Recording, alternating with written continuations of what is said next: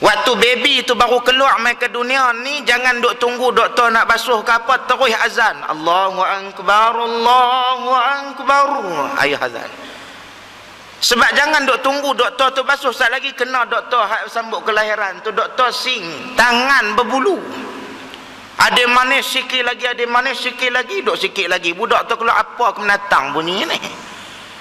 Sebab tu bagi dia dengar kalimah Allah, keluar mai atas dunia, dengar Allah. Dia tak dengar nama lain dah. Waktu budak dah tengah kecil duduk dalam buayan tu, kita ajak dia, la ilaha illallah, la ilaha illallah, la ilaha illallah, Muhammadur Rasulullah. Bagi tenang budak tu dengar. Ni dak mak jenis mak muda-muda, menikah muda, jenis umur 20 menikah dah, 22 menikah dah. Dia bukan nak tahu sangat selok-belok nak jaga anak ni. Dia duk kira seronok dia lagi. Dia biar budak tu duduk dalam buayan. Biar budak tu duduk dalam buayan. Yang dia pergi tengok gambar Hindustan, mehendin laga kira kena, dolis saja kira kena, mehendin laga kira kena, dolis saja kira kena, ho ha ho ha. Anak bangkit daripada dalam buayan, ho ho. Anak jadi 3 suku, sama dengan mak, sama dengan pak. Takkan nak pergi jadi betul. Kok dah budak tu pun dah hampa ajak tak betul dah. Daripada mula ajak dengan kenal Allah, bagi dia kenal Quran. Dia duduk dalam buayan tu, kita gamak segan nak baca. Buka kaset, beli CD. Lah ni CD belambak, CD Quran lah. Beli CD, pak masuk tu, buka bagi dia dengar. Tu kita gaduh budak-budak duk ajak, duk kira muhung kita. Kita duk ajak mereka muhung daripada kecil lagi dah. Waktu mereka mula beranak, kita ajak muhung tak tuan-tuan? Muhung dah. Mereka baru duduk, baru nak boleh bercakap tu, kita ajak apa tuan-tuan? Orang Kedah dengan orang Penang ni, dia lagu tu adik-beradik lah. Kira dia nanti duk ajak dekat budak tu apa dia? Cak cekok, udang gamit, minta kapok, bagi kunyit. Tu ajak budak-budak pemuhung. Minta kapok, bagi kapok. Bagi apa? Minta kapok, bagi kunyit. Ini cara bacanya. Sebab tu bila sebut dalam bulan Ramadan nak bagi dapat takwa tadi, pupuk kepada anak kita dengan yang pertamanya Al-Quran.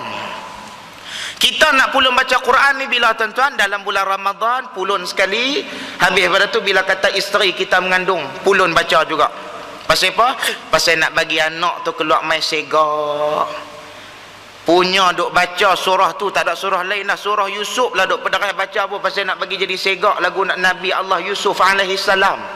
Tengok-tengok budak tu keluar-keluar mai tak berapa nak segak, dia marah ke Tuhan tu lah. Sampai tak pergi semayang dah, marah ke Tuhan. Pasal apa? Pasal mai keluar mai anak tak berapa nak segak. Dia lagu ni tuan-tuan. Kita ni kira kena sedap ke diri lah. Kalau kata kita yang duk baca tu pun muka macam Aaron Aziz seorang, macam Izara Aisyah seorang, tak apa. Ni mai pak dengan mak pun nak kata tepung talam seorang, halua maskat seorang. Tu dia nak main segak lagu mana? Hidung mak saja kembang semangkuk.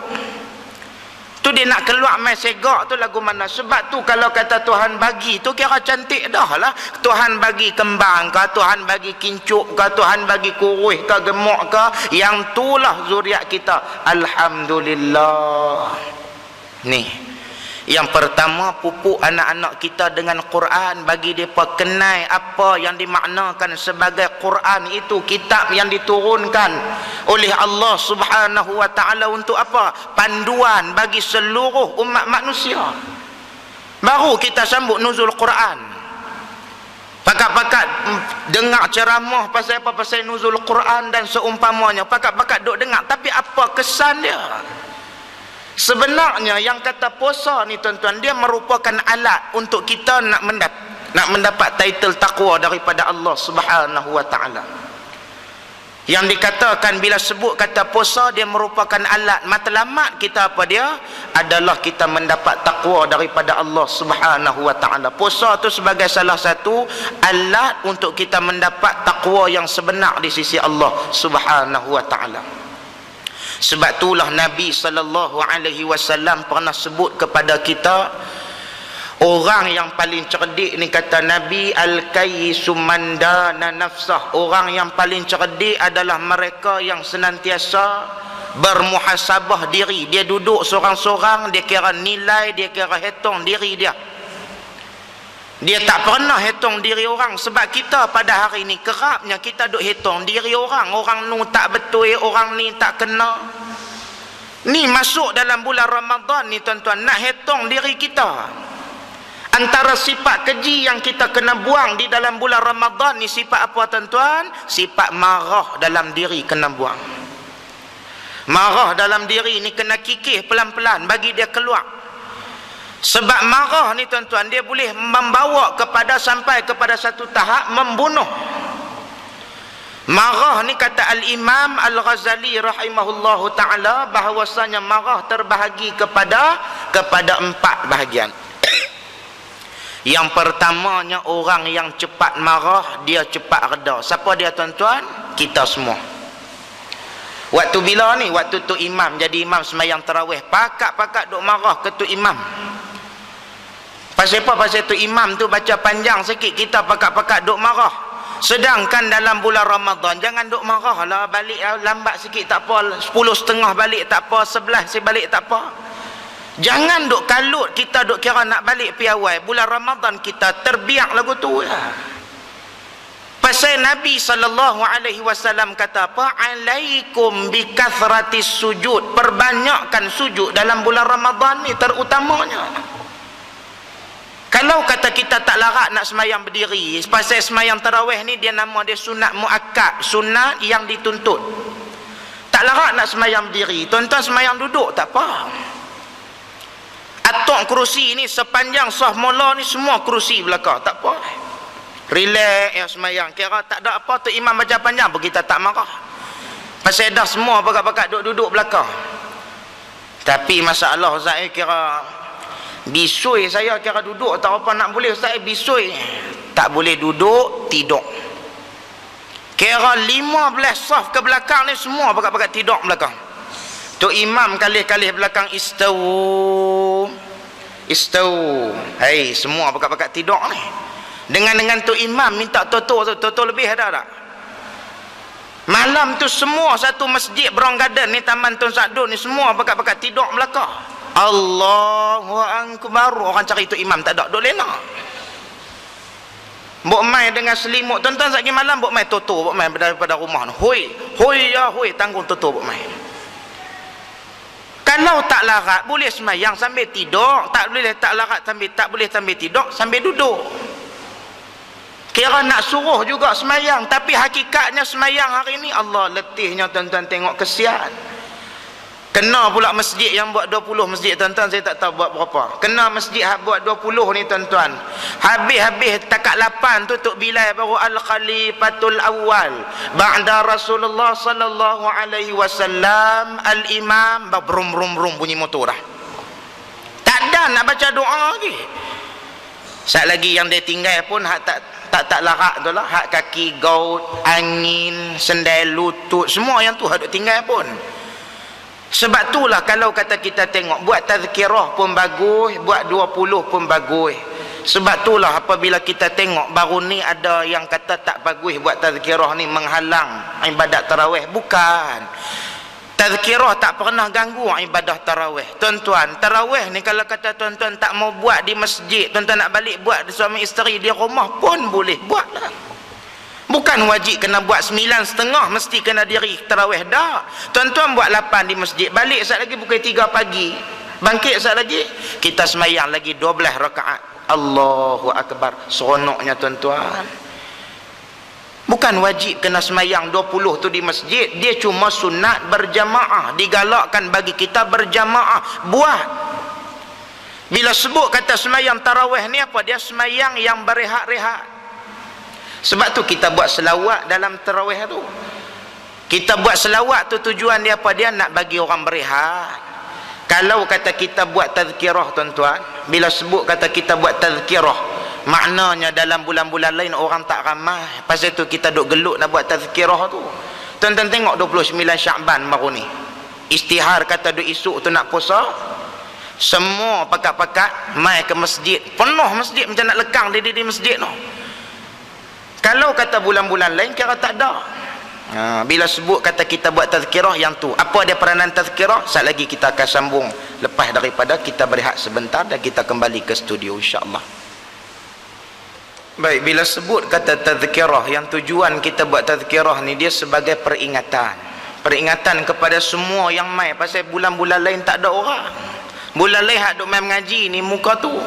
Kira sampai kalau kata ustaz yang mai mengajak tu tiang seri tengah ni, siapa nak duduk balik sana pintu, siapa nak duduk, siapa yang nak lena depan ustaz, semua dia tahu dah.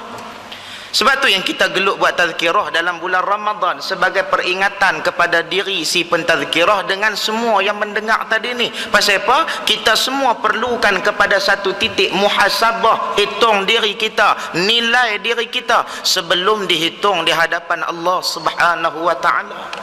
Kalau tidak ada pengajaran, bagaimana mungkin untuk kita nak meletakkan diri kita dalam bab yang dikatakan kembali kepada Allah? Sebab itulah kemudiannya yang pertama, orang yang cepat marah, dia cepat reda. Sifat ni pun tak mau ada dalam diri kita. Kalau kata kita tak larat ke lagu mana pun, jangan cepat sangat marah. Yang kedua, kata Al-Imam Al-Ghazali rahimahullahu ta'ala, orang yang cepat marah, dia lambat nak reda. Dia sifat dia yang kedua tu apa dia? Cepat marah dan dia lambat reda. Allahu Akbar. Dia cepat marah sungguh, lambat apa sikit dia kira nak melenting, tapi dia juga lambat nak reda. Yang ketiga disebutkan sebagai orang yang lambat marah, dia cepat reda. Sifat ni buh dalam diri kita tak apa. Orang yang apa? Orang yang lambat marah, payah nak marah, tapi kalau kata sekali marah, dia cepat bagi maaf kepada orang. Sebab kata Nabi SAW, siapa-siapa yang nak masuk mudah dalam syurga, wa ta'fu an man zalamak, maka berilah keampunan kepada siapa-siapa yang zalim kepada diri kamu, kata Nabi SAW.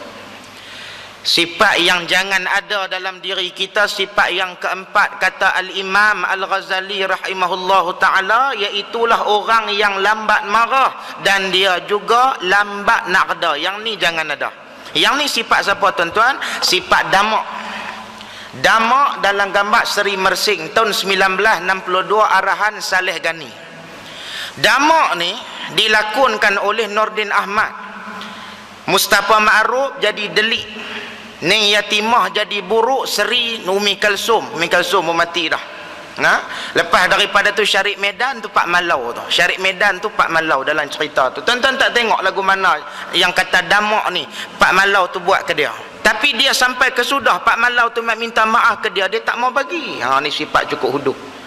Jangan ada dalam diri kita sifat huduh sampai lagu ni macam damak, cerita dia tak mau. Buang pergi jauh-jauh sifat ni. Pak Malau tu mai jumpa dengan dia, damak, kau maafkanlah aku damak. Aku tahu aku telah banyak melakukan salah dan dosa kepada kau damak. Ampunkanlah aku damak.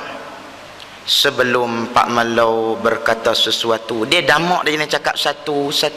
Dia jenis lagu tu. Dia orang dia terlampau particular, dia jenis lagu tu.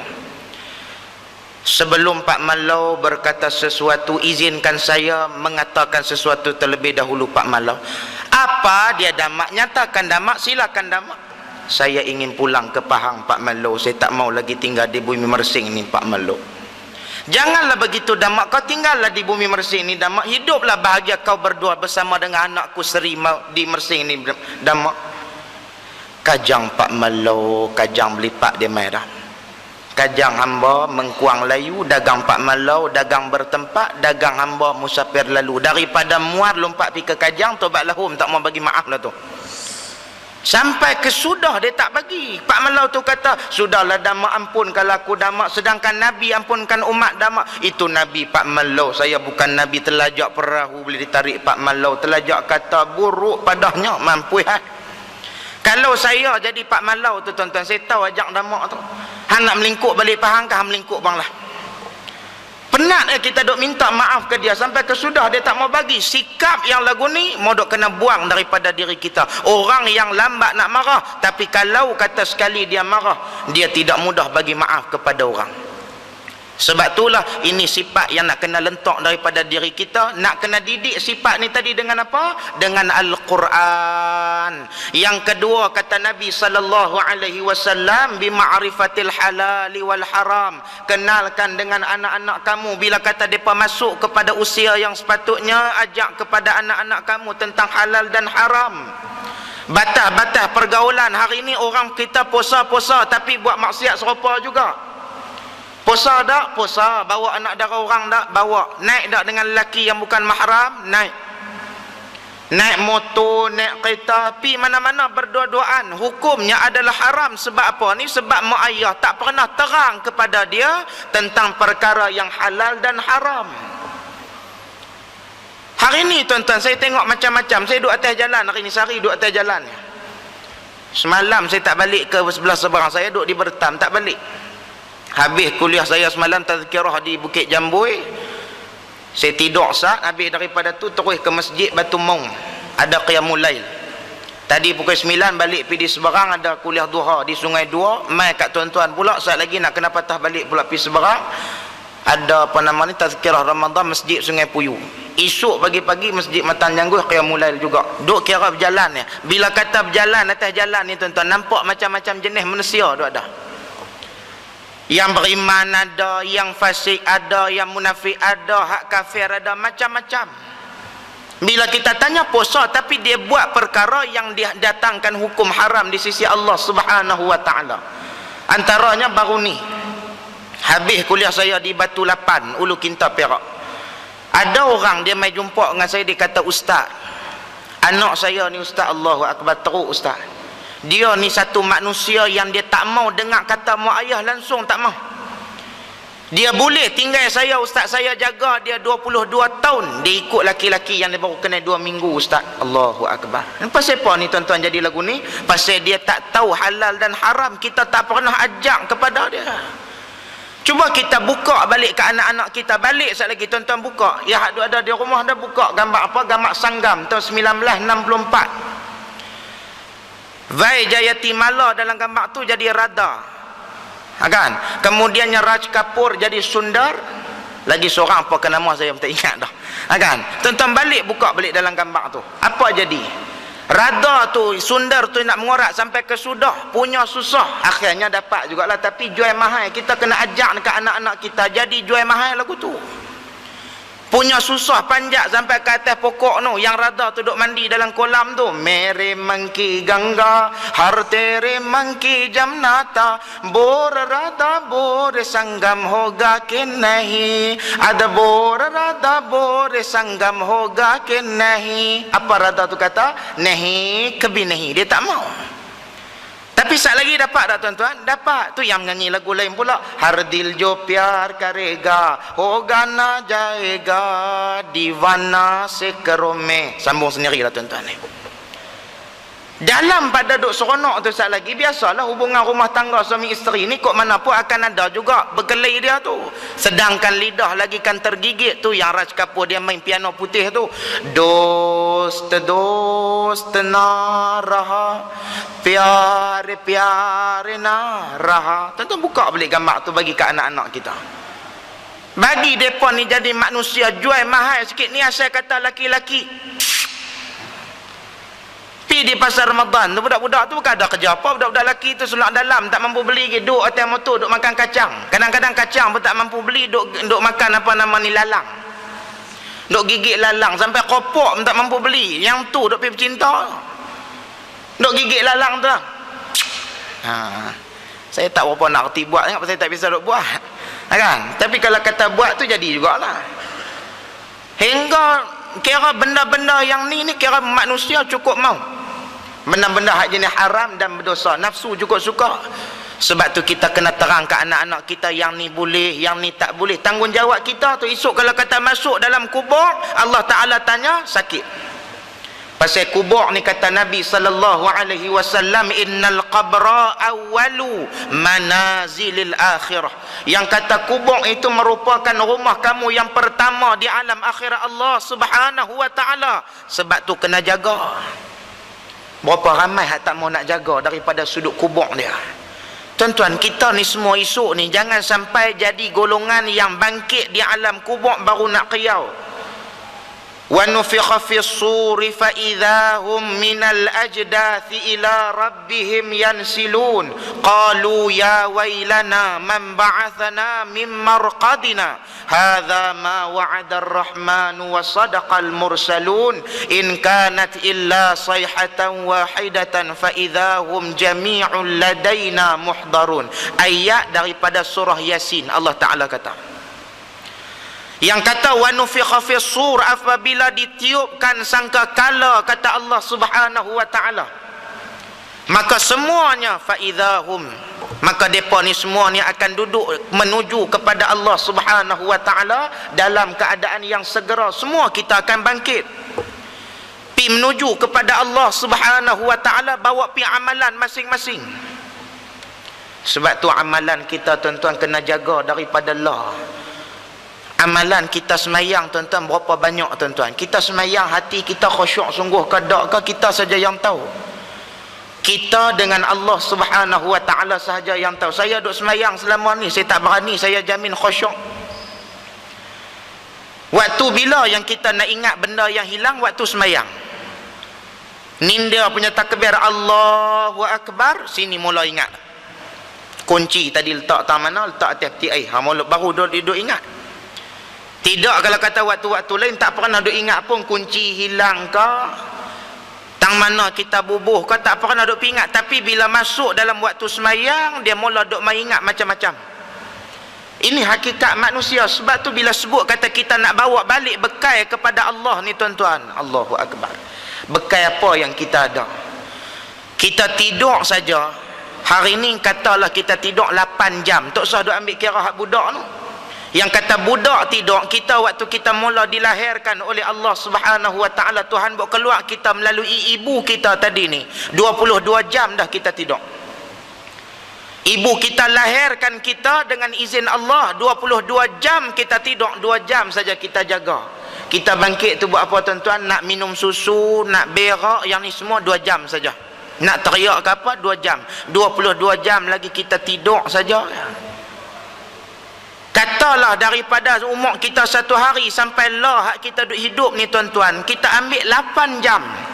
8 jam kita tidur dengan 24 jam yang Allah Ta'ala bagi is equal to 1/3.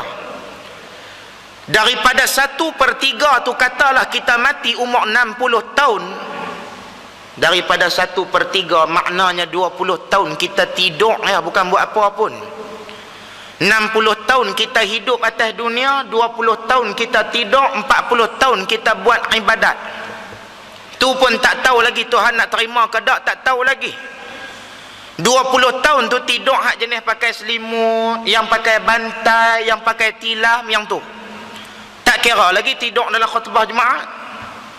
Tak kira lagi tidur dalam tazkirah, tak kira lagi tidur dalam kuliah. Kira kalau kata ambil yang tu semua pula, 30 tahun apa kita tidur ya. Punya teruk kita ni kira dengan tidur ni, kira cerita tak boleh buat apa dah. Kira dengan tidur. Kita start diri semayang ni umur berapa? Ada orang dia semayang tapi puasa haram tak? Ada orang dia rajin puasa tapi aurat dia tak tutup. Macam lah orang duk pakai jubah, bukan syarat wajib tutup aurat dengan jubah. Sebab jubah lah pun ada jubah yang jadi dosa pakai ada. Hukumnya adalah haram pakai jubah. Kalau kata tengok pada jubah yang kita tak tentu pakai tu, ada setengah mereka beli jubah jenis kain getah, ikut betul-betul bentuk shape badan tu. Nampak bentuk punggung, nampak pinggul, nampak bahagian dadanya, nampak keseluruhan anggota dia tadi, maka hukumnya adalah haram dia pakai jubah. Walaupun yang tu nama dia jubah. Syarat bagi muslimah nak tutup mesti kena longgar. Tak apalah ustaz, yang tu bini saya, baik pergi kat dia lah. Kira dia nak masuk neraka pun, dia bukan masalah bini kita, dia seorang nak masuk dalam neraka, kita pun akan kena hak jadi suami ni. Suami yang tak mampu nak tegur isteri dia melakukan satu benda mungkar, satu benda dosa, dia akan dimasukkan ke dalam neraka Allah dan dia cop sebagai dayus. Dayus ni bukan kata mesti kena pukul bini dengan kayu baseball ke apa, bukan. Dia buat satu benda yang Allah Ta'ala tak redha, dia tak mampu nak tegur kesalahan dosa isteri dia tadi, maka di situ dia dimasukkan ke dalam kategori dayus. Dan kata Nabi sallallahu alaihi wasallam, syurga itu adalah haram ke atas lelaki yang dayus. Muslimin dan muslimat yang dirahmati Allah, yang ketiga kata Nabi sallallahu alaihi wasallam, kena ada dalam diri kamu ni umat manusia, kena pupuk kepada anak-anak kamu dengan apa? Bihubbi nabiyikum, yang terakhir, kena bagi kenal dengan Nabi. Hari ini anak-anak kita kenal artis lagi banyak daripada kenal Nabi sallallahu alaihi wasallam. Sebab tu bila sebut kata Nabi ni kena bagi kenal daripada kecil, bila dah sempurna dah tiga perkara ini tadi, maka barulah dia boleh menjadi mukmin, orang yang beriman kepada Allah Subhanahu wa taala. Dah jadi dah orang yang beriman tadi ni, maka akan ada dalam diri dia yang kedua pula, nak sampai kepada martabat takwa. Yang pertama kata Sayyidina Ali, mesti kena ada dalam diri kamu ar-ridha bil qalil. Kena ada dalam diri kamu ni, kata Sayyidina Ali, redha dengan benda yang sedikit. Allah Ta'ala bagi kurnia apa pun, redhalah. Itu syarat takwa. Ar-ridha bil qalil menjadi salah satu syarat utama nak mendapat takwa. Berapa orang tak syukur pada hari ni? Pasal itu nikmat Allah Ta'ala tarik. Dulu ada angin lah pun ada angin, tapi dulu punya angin sejuk lah, ni angin dia hangat. Nikmat tu Allah Ta'ala tarik, barakah Allah Ta'ala tarik. Dulu bila kata sebut kata angin ni tuan-tuan, Allah dia pukul mai tu seronok lah, sejuk. Tapi bila sebut kata Allah ni tuan-tuan, hangat. Rumah kalau kata tak ada aircon ni tuan-tuan, pakai tak boleh duduk lagu masjid tuan-tuan. Gamak kalau kata tak ada aircon, tak boleh duduk lama lagu ni, dengan duk buka kipas dia berkuat. Hari ni panas dia, Allah Ta'ala cabut dah barakah. Angin tu ada tapi panas. Kena orang yang ada aircon tak apa, boleh pasang aircon tuan-tuan. Kena hak tak ada aircon, menerak laki bini dalam tiap air, tidur dalam tiap air. Subhanallah. Kepala duduk dalam tiap air, badan duduk di luar. Menerak dua orang, seorang pegang toto, seorang pegang tilam. Dah tak ada tempat nak pergi tidur atas mana, hangat. Ni yang kata barakah Allah Ta'ala tarik. Barakah apa lagi Allah Ta'ala tarik tuan-tuan? Masa. Tahun ni kita puasa ni tuan-tuan 10 Ramadan dah, kita duk ada 10 yang terakhir dah. Tinggal kita sedang dengan dak Ramadan duk tinggal kita dah. Kita menghampir kepada satu bulan, nama dia Syawal. Apa yang kita buat dengan Ramadan kita? Punya cepatnya masa ni berlalu. Setahun kamu rasa macam sebulan, sebulan rasa macam seminggu, seminggu rasa macam satu hari, satu hari rasa macam mana satu saat, satu saat kamu rasa seperti mana kadar mati bin nar, macam api neraka Allah punya satu percikan semata-mata. Allahu Akbar. Lajunya masa berlalu tuan-tuan. Barakah makan, kita tak boleh makan apa lah. Bukan boleh makan apa, kita ni tokek derian. Duk ada dusun derian dekat balik pulau ni, duk ada 4 relung. Tapi doktor kata, pakcik jangan makan derian lah. Pakcik kalau kata nak makan derian pun kira semusim 2 ulas. Duk ingat kok boleh makan semusim 2 jarah, semusim 2 ulas boleh makan derian pun baik tu duk makan. Bukan boleh makan apa, barakah tu Allah Ta'ala angkat dah. Gaya nak pegang kacang panjang, angin. Nak pegang kerang, daging dah darah tinggi. Nak pegang gula, kencing manis. Nak pegang udang, sotong, kuih-tiaw, dah gaut. Tu nak pegang apa? Semua tak boleh makan. Mak tu saya kata seorang jemaah saya di apa nama, yang duk mengaji dengan saya di Damansara. Satu hari dia bawa saya pergi di rumah dia tuan-tuan. Rumah saja 3 berapa juta, saya tak ingat dah rumah dia. Di Seri Hartamas area Duta, dekat dengan masjid wilayah. Rumah dia saja 3 berapa juta, tapi dia tak ada makan apa dah. Duk makan roti gardenia dengan asam ku. Nikmat Allah Ta'ala tarik dah tuan-tuan. Nikmat Allah Ta'ala tarik. Kita tengok dia duk pegang balang asam ku tu. Tanya dengan dia, Datuk tak makan kau ni, banyak hidangan ni. Saya tak berpayah dah makan ustaz, lidah tak berasa dah. Ustaz makanlah, ustaz duk muda lagi. Habis tu Datuk makan apa ni? Saya makan asam ku kadang-kadang, baru makan roti. Kita duduk tu tuan-tuan termenung, kita fikir, ya Allah, patutlah pun dia boleh duduk dalam rumah harga 3.8 juta lagu tu. Pasal apa? Pasal dia pun nak makan asam ku tuan-tuan. Dia tak makan nasi lagu kita. Kita nasi sepinggan pun RM1. Saya saja duk buat calculation bodoh ni, kira asamku ni sebalang tu duk ada RM2 3 kupang. Tu pun dia tak makan sebulan tu bagi habis. Dia makan sikit yang nak bagi rasa pahit mulut tu hilang. Nikmat ni Allah Ta'ala tarik daripada diri dia, esok kita pula. Pasal apa tuan-tuan? Orang tak pernah redha dengan nikmat yang Allah Ta'ala bagi. Redha dengan nikmat yang Allah Ta'ala bagi ni dengan jalan apa? Syukur dengan sujud kepada Allah Subhanahu wa Ta'ala. Sebab itulah dalam hadis tu juga kata Nabi sallallahu alaihi wasallam, wasanantu qiyamahu, dan aku sunnahkan kepada kamu dengan kamu menghidupkan pada malam-malam Ramadan. Hidupkan malam-malam Ramadan. Wal amalu bitanzil. Kalau kata nak dapat takwa yang kedua, kena ada buat amal yang diturunkan kepada Nabi Muhammad sallallahu alaihi wasallam. Buat amalan yang diturunkan kepada Nabi. Contohnya apa dia? Ibadat ni, semayang tarawih. Semayang tarawih ni tuan-tuan, jangan buat kalut-kalut, buat bagi lambat-lambat sikit tak apa. Dia bukan wajib buat selawat, tak payah. Kalau kata tu imam nak pegang-pegang, dia nak buat tazkirah, setiap 2 rakaat dia nak buat tazkirah, tak apa, dia pegang satu hadis, baca. Habis pada tu okey, kita bangun untuk rakaat ketiga dan keempat, boleh. Bukan wajib kena buat selawat. Kita buat selawat tu sekadar nak rehatkan orang, yang tu je. Kita nak bagi tambah pahala kita dengan kita berselawat kepada Nabi sallallahu alaihi wasallam, boleh. Kalau kata tak mau buat selawat, tak mau buat tazkirah, nak buat makan, boleh. Tok siap tunggu dah hujung penjuru sana. Habis saja bagi salam rakaat yang kedua tu, Assalamualaikum warahmatullahi, Assalamualaikum warahmatullahi. Kanji buat masuk mai. Kira 15 sos semua pakat-pakat makan kanji belakang. Habis rakaat ketiga keempat, bangkit pula makan bubuk kacang pula. Habis daripada tu sekali lagi bubuk gandum. Cukup 8 rakaat, cirit dalam jamban. Kok tak ada nak pergi ke jamban kok lagi, tapi bila sebut kata buat ibadat, buat sungguh-sungguh, tak ada masalah. Buat ibadat ni biar kita buat tu sungguh-sungguh, jangan duk kalut. Biar kita buat berkualiti. Muslimin dan muslimat yang dirahmati Allah, inilah hakikat daripada kesedaran Ramadan yang duk makin tinggalkan kita dah. 10 malam yang terakhir ni tuan-tuan, kita kena mai imarahkan. Waktu malam ni kita jangan duk kira nak duduk di rumah, duk kira nak melengkak depan televisyen. Kita kena ingat bahawasanya Ramadan yang menghampir kepada kita ni, dia juga akan tinggal kepada kita. Dia saat-saat dah akhir dah ni, 10 Ramadan dah. Kita kena fikir Quran kita baca banyak mana dah. Sedekah yang kita buat banyak mana dah. Zikir yang kita duk baca banyak mana dah.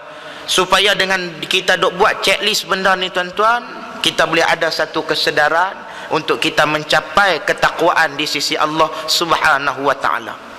Pasal kita tak boleh dapat apa-apa, melainkan petunjuk yang Allah Ta'ala bagi tadi itu adalah melalui Nabi Muhammad sallallahu alaihi wasallam, dengan amalan yang kita buat ikhlas kerana Allah Subhanahu wa Ta'ala. Ni ikhlaskan niat kita, murnikan hasrat kita, kita datang ke rumah Allah Subhanahu wa Ta'ala ini dalam keadaan hati kita memang tunduk dan patuh kepada Allah, bukan dalam keadaan terpaksa. Sebab inilah rumah kita yang terakhir sebelum kita melangkah ke alam yang disebutkan sebagai alam barzakh. Maka jadikan Ramadan ini kemungkinan Ramadan yang terakhir bagi diri kita, kita tak tahu. Jadikan Ramadan ni Ramadan yang terbaik amalan yang kita buat untuk kita mendapat mardatillah, keredaan Allah Subhanahu wa Ta'ala. InsyaAllah saya rasa cukup dulu setakat tu. Kita akan tangguh dulu setakat ni, dan kita berasa cukup-cukup seronok apabila umat Islam di akhir zaman ini dia makin telah terbuka pemikiran dia, dengan dia menghadiri kuliah-kuliah dan juga menghadiri solat-solat sunat tarawih yang diadakan di masjid-masjid dan surau-surau. Kalau nak banding dengan dulu, lagi baguslah daripada dulu. Maka istiqamahkan nilai itu dalam diri kita agar kita mati dalam mendapat kematian yang terbaik di sisi Allah Subhanahu wa Ta'ala. Akhir kalam, siru ala barakatillah, wabillahi taufiq wal hidayah. Assalamualaikum warahmatullahi wabarakatuh.